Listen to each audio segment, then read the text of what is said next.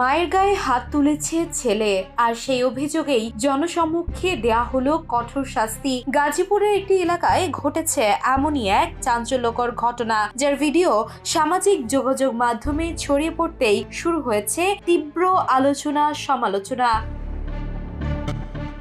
Viral হওয়া ভিডিওতে দেখা যায় মাদকাসক্ত এক যুবককে বুক পর্যন্ত মাটিতে পুঁতে রাখা হয়েছে। এলাকাবাসীর অভিযোগ, মাদকের টাকা না পেয়ে সে প্রায়ই মায়ের উপর নির্যাতন চালাতো। ঘটনার দিনও মায়ের সঙ্গে বাকবিতণ্ডার এক পর্যায়ে শারীরিকভাবে আঘাত করে সে। এতে ক্ষুব্ধ হয়ে স্থানীয়রা তাৎক্ষণিকভাবে ওই যুবককে আটক করে শাস্তি দেন।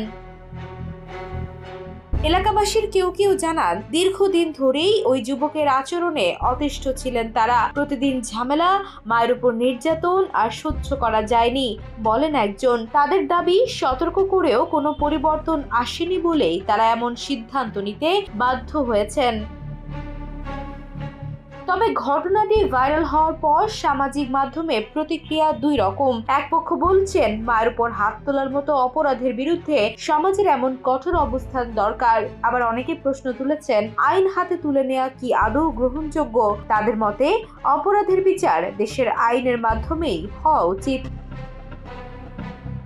ঘটনাটি নিয়ে স্থানীয় প্রশাসনের ভূমিকা কি হবে সে বিষয়ে এখনো আনুষ্ঠানিক কোনো বক্তব্য পাওয়া যায়নি। তবে ভিডিওটি ঘিরে নতুন করে আলোচনা এসেছে সমাজে মাদকাসক্তি, পারিবারিক সহিংসতা এবং আইন শৃঙ্খলা রক্ষায় সচেতনতার প্রশ্ন। Desk report, the news. দেশে দেশে সবার সাথে, দ্য নিউজ।